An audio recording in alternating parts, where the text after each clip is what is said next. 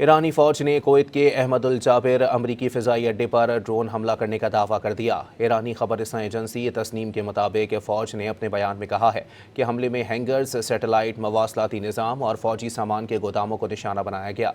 ایرانی فوج کے مطابق یہ کارروائی جزیرہ کشم پر ایک رہائشی گھر پر امریکی حملے کے جواب میں کی گئی۔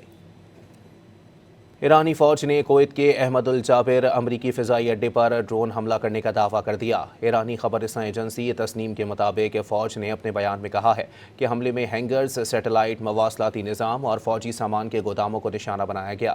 ایرانی فوج کے مطابق یہ کارروائی جزیرہ کشم پر ایک رہائشی گھر پر امریکی حملے کے جواب میں کی گئی۔ ایرانی فوج نے کویت کے احمد الجابر امریکی فضائی اڈے پر ڈرون حملہ کرنے کا دعویٰ کر دیا۔ ایرانی خبر رساں ایجنسی تسنیم کے مطابق فوج نے اپنے بیان میں کہا ہے کہ حملے میں ہینگرز، سیٹلائٹ مواصلاتی نظام اور فوجی سامان کے گوداموں کو نشانہ بنایا گیا۔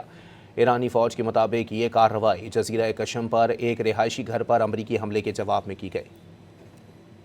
ایرانی فوج نے کویت کے احمد الجابر امریکی فضائی اڈے پر ڈرون حملہ کرنے کا دعویٰ کر دیا۔ ایرانی خبر رساں ایجنسی تسنیم کے مطابق فوج نے اپنے بیان میں کہا ہے کہ حملے میں ہینگرز، سیٹلائٹ مواصلاتی نظام اور فوجی سامان کے گوداموں کو نشانہ بنایا گیا۔